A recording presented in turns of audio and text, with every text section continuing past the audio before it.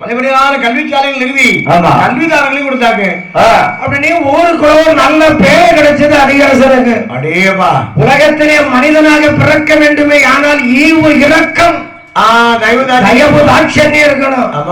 ஒரே தர்மத்தை கொண்டு கோயில் கோயிலா வச்சுட்டு வீட்டுல என்ன கஷ்டப்படக்கூடாது. அப்படி இருக்க முடியாது இல்லையா? ஆத்துல போட்டாலும் அளந்து போடணும். எனக்கு போதாலும் தானம். ஆமா, அது உலகம் இருக்குதானே. அதனால இந்த மங்கைப்பதி அரசாண்டு வந்தாரே அதிகார பூமான். ஆமா, கடலிலே சென்று மீன் பிடிக்கின்ற பொழுது சரி வலைகளை வீசி மீன் பிடிப்பார். ஆமா, வீசி மீன் பிடிக்கின்ற பொழுது வலைகளிலே கிடைக்கக்கூடிய மீன்கள் சரி இறந்த மீன்களாக இருந்தால் விலை செய்வார். ஆமா, உயிரோடு உள்ள மீன்களை மீண்டும் கடலுக்குள்ள விடுவாரா? அந்த வலையில பட்டு சாகாம இருக்கிற மீனுக்கு என்ன மீனு?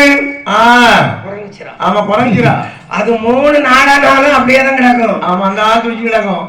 ஆமா, அது சாகவே சாகாதுன்னு சொல்லுவாங்க பெரியவங்க. ஆமா, அப்பேற்பட்ட மீன்பாடுகளை பிடித்து சரி சிவ வழிபாடுகளை செய்து வாழ்ந்து வருகின்ற அதிகார பூமான் ஒரு காலத்திலே ஊருக்கும் அச்சையில ஒரு பேர் புகழும் பெற்ற சிவ வழிபாடு செய்தார். ஓஹோ, தெய்வத்தை வழிபாடு செய்ய செய்ய தெய்வத்தின் பேர்ல ஒரு பற்று வரும்ல. ஆமா, கோயிலுக்கு வந்தாதானே சாமிக்கு நம்ம பிள்ளைகள் வந்திருக்காங்க. ஆமா, ஏற்கனவே வரி 6000 ரூபாய் போட்டிருக்கு. ஆமா, இந்த 6000 ரூபாய் போட்ட மக்கள் நம்ம கோயிலுக்கு நம்மளை தேடி வந்திருக்காங்க. ஆனா ஆலயத்துல வந்து கோவில் பூசை விசாரிக்கணும். கண்டிப்பா பூஜை எத்தனை கால பூஜை நடந்திருக்குது, நைவேத்தியம் பண்ணிருக்காங்களா, அபிஷேகம் பண்ணிருக்காங்களா, ஆலயத்தை தூய்மையா வச்சிருக்காங்களா, கோயில்ல லைட் பத்த வச்சிருக்கா அப்படின்னு சொல்லி கோயிலுடைய பூஜை விசாரிக்கணும். ஆமா, அப்படி விசாரிப்பாரா அதிகார சுப்பமான். அப்ப கோயில்ல வந்து பூசைகளை விசாரிக்காம கோயில்ல வரிய போட்டு ஆமா கோயில்ல கும்பாபிஷேகம் பண்ணி என்ன பிரயோஜனம் இருக்கு? என்ன நடக்குதுன்னு பாக்கணும் இல்லையா? தெய்வத்துக்கு மக்கள் தானே சொத்து, ஊருக்கு தலைவர் வரணும் இல்லையா, கோயில் நிர்வாகம் வரணும்ல. இந்த அதிகார சுப்பமான் சரி வாழ்ந்து வரும் காலத்திலே அவர் வாழ்க்கையிலே சரி திருமணம் நடந்தது என்று சொல்லுவார்கள். காலத்தால் அழியாதது கல்யாணம். ஆமா, காலத்துல ஒரு கல்யாணத்தை பண்ணணும். ஆமா, வயசுல முடிக்கணும். ஒரு 17-18 வயசுல முடிச்சுட்டா நல்லது. ஆமா ஆமா, பிறவைக்கு நல்லது, நமக்கு நல்லது, பின்னால் நல்லது. ஆமா, பின்னால கொஞ்சம் ஜலமா இருக்கும், பிறவைக்கு நமக்கு சிக்கல். அதனாலதான் காலத்துல திருமணம் முடிக்கணும்னு சொல்லுவாங்க. ஆமா, ஒரு காலத்திலே மன்னனை போல் திகழ்ந்து வர வேண்டிய அதிகரச மன்னன் சரி அருணவல்லி என்ற மன்னையே திருமணம் முடித்தார்கள். அது அரசன் அருணவல்லி. பேர் பொறுத்து செவுட்ல அடிச்ச மாதிரி இருக்க. யார் செவுட்ல? அவங்க அதிகரசன் செவுட்ல தான்.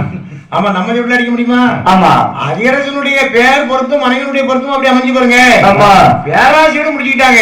கணவனுக்கேற்ற கன்னி பெண்ணா இருந்தா, ஆமா புருஷனுக்கேற்ற பூமையா இருந்தா, புருஷனுடைய வார்த்தையை தட்டி கூட பேச மாட்டான். அப்படியே ஏத்து பேசாதவா என்னைக்குமே பெண்ணா பிறந்து ஆமா எத்தனை கோடி காலம் வாழ்ந்தாலும் புருஷனை நிம்மதியா வீட்டுக்குள்ள வைக்கணும் இல்லையா?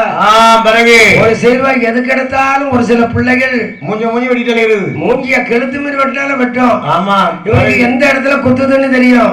பிறகு கல்யாணம் முடிச்ச பிறகு பெஞ்சாதியால ஒரு நல்ல இன்பத்தோடு வாழணும்ல. வாழ வர்றவா புருஷனுக்கு ஒரு ஆமா வழிகாட்டியா இருக்கணும். இலை வச்சு சாப்பாடு வைக்கணும், முதல்ல உப்பு வைக்கணும் இல்லையா?